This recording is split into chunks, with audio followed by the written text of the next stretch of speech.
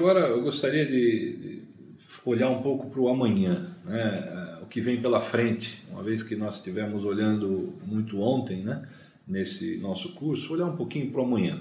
Então, fazendo a conexão partindo dessas ideias da contabilidade como representação de realidade, como mencionei, a visão de Mateschitz, bem como a visão de linguagem de negócios e alicerce de confiança, como explorado no texto de Basu Weimeyer, eu queria iniciar uma reflexão da contabilidade. Quer dizer, nós devemos entender de fato a contabilidade como algo de recorte social, que tem uma importância muito grande para o desenvolvimento dos negócios, né? Permite essa visão de desenvolvimento dos negócios e, de certa forma, pode também ser encarada como um sistema de informação, ou seja, desde os aspectos de mensuração, aspectos de informação, aspectos de suporte à tomada de decisão. Então, de certa forma, a contabilidade tem essa prerrogativa.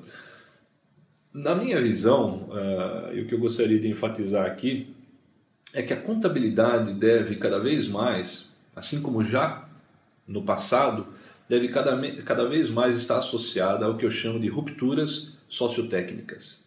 Ou seja, grandes passos, grandes saltos de evolução dentro da sociedade, apoiados por rupturas tecnológicas.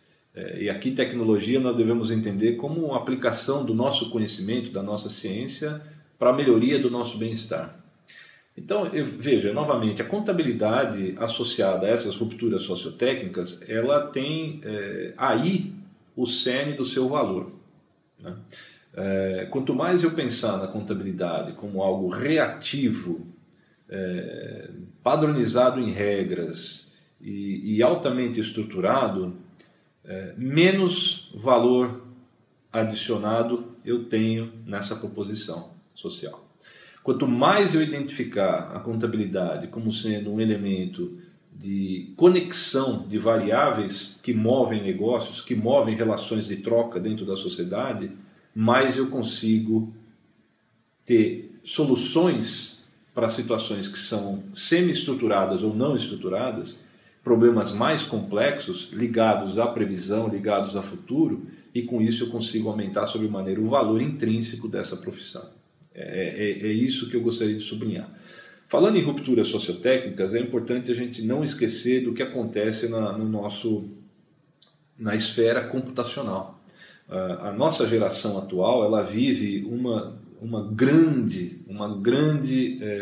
fase de avanço nos aspectos computacionais. E aqui eu gostaria de destacar alguns elementos desses avanços, seja em termos de software, quer dizer, a qualidade que os sistemas e os programas computacionais têm intrinsecamente oferecido atualmente, né? Seja em termos de hardware, vamos dizer assim, a capacidade de processamento intrínseca que um recurso computacional, que um hardware, que um computador possui hoje em relação ao consumo de inputs do ambiente externo, notadamente energia e dissipação de calor, elementos ligados a banco de dados, quer dizer, como é que eu armazeno informação, como é que eu armazeno dado, como é que eu consigo recuperar isso em grandes volumes, em grandes quantidades, com segurança. O aspecto ligado a redes, ao network, quer dizer, como eu consigo compartilhar informações das mais diversas fontes. E aqui, por favor, não entendam apenas o compartilhamento de rede como a gente conhece de forma mais estável, mas as coisas compartilhando entre elas informação, quer dizer, um item de estoque compartilhando se ele está atrasado ou adiantado, um elemento de estoque apontando se há falta ou excesso no seu suprimento e assim sucessivamente, né?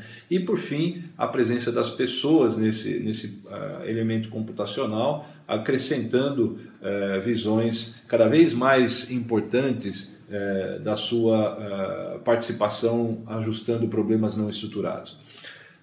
Dando um destaque nesse aspecto para a internet das coisas, eu comecei a falar da compartilhamento das próprias coisas, né? Quer dizer, the Internet of Things, a internet das coisas é algo que veio para modificar a nossa condição.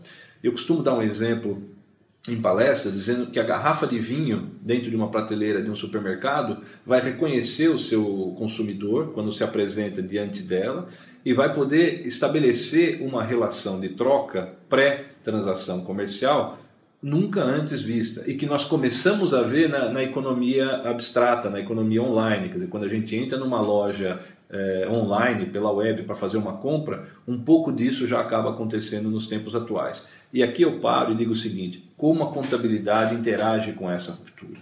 Como a contabilidade está interagindo com essa ruptura e o que ela precisa fazer para de fato interagir com essa ruptura, de tal sorte que ela agregue valor nessa nova reflexão e nessa nova proposição de negócio. De novo, se ela for apenas reativa a essas transações inovadoras, o seu valor intrínseco nitidamente começa a diminuir. E aí a gente sublinha essa questão de, olha, normas e regras, quando a gente olha para essa visão, nitidamente tem uma associação clara com problemas estruturados. Então a contabilidade, ela pode rapidamente fazer uso de uma simplicidade computacional para lidar com essas coisas e resolver esses problemas. Então assim, uma série de transações que hoje a contabilidade faz, uma série de atividades que o profissional de contabilidade hoje faz, podem ser encaixadas nessa classificação de mais estruturadas. Eu diria que, talvez arriscando um número, mais de 80% do que se faz são problemas muito estruturáveis hoje e que hoje já nos sistemas ERP, nos sistemas que lidam com as transações que estão quase na sua totalidade já digitalizadas, eles conseguem acomodar.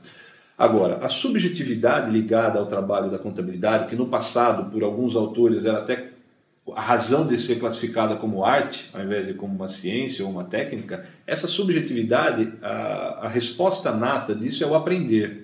Quer dizer, se você pergunta para um grande especialista na área médica o que ele pensa a respeito de um determinado conjunto de sintomas, não é apenas por regras que ele vai operar essa análise diagnóstica, ele vai trabalhar com uma subjetividade, levando em conta elementos que ele aprendeu ao longo da sua vida a concatenar.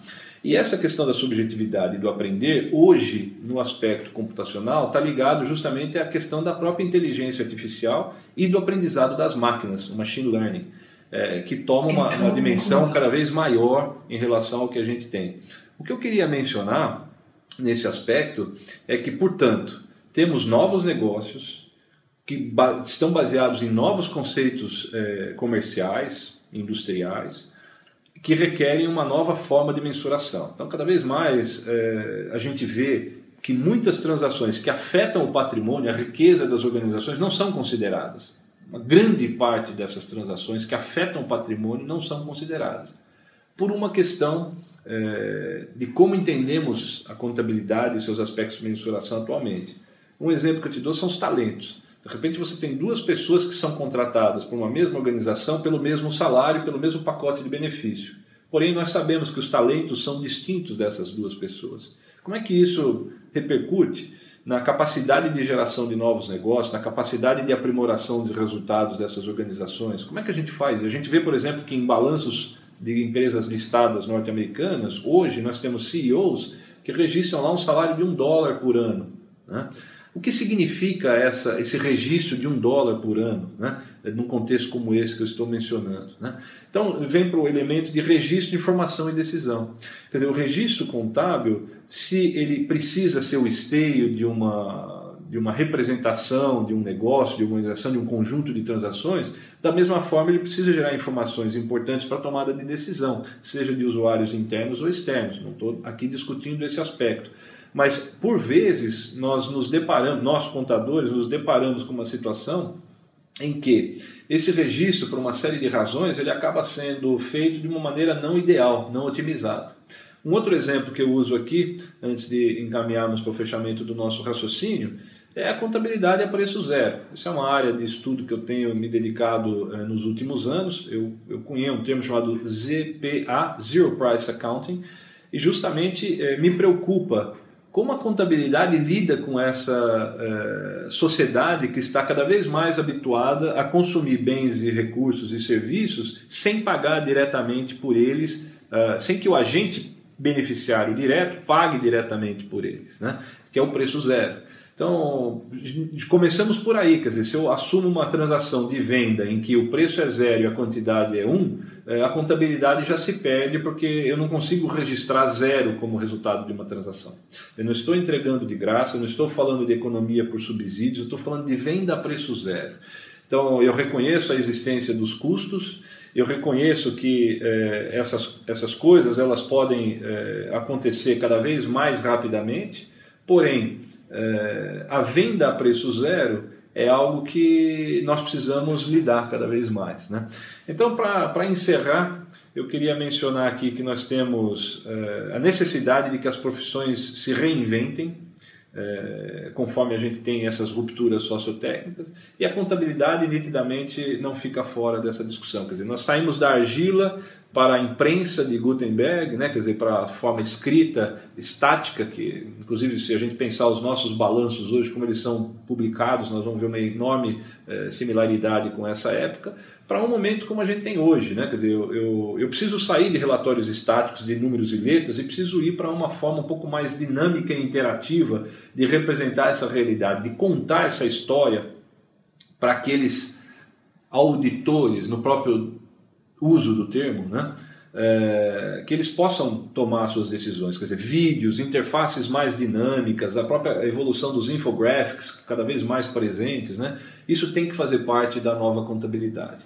E eu diria que o contador deve continuar a aumentar a sua proposta de valor e ser reconhecido por isso. Então, conhecendo a sua história, conhecendo a pujança da relação da contabilidade com a sociedade, com a economia, com os negócios, nós não devemos deixar de lado isso, a gente deve sim assumir essa bandeira, pegar essa frente e levar adiante essa visão. E o contador deve ser reconhecido por isso. E eu encerro dizendo algo que uso nas minhas palestras, é a única profissão. Eu tenho estudado esse assunto há um bom tempo e eu reforço. É a única profissão em que a formação garante uma visão ampla e integrada, capaz de apoiar muitas das rupturas nos desenhos dos novos negócios e operações como temos hoje. É a única profissão que tem isso. Dada a multiplicidade de dimensões com as quais atua no ambiente organizacional. Então é a contabilidade que tem em suas mãos, e o profissional de contabilidade tem em suas mãos, a oportunidade e a potencialidade de fazer essa transição, de fazer essa mudança e de fato ajudar que essa ruptura sociotécnica venha a impactar positivamente a nossa sociedade.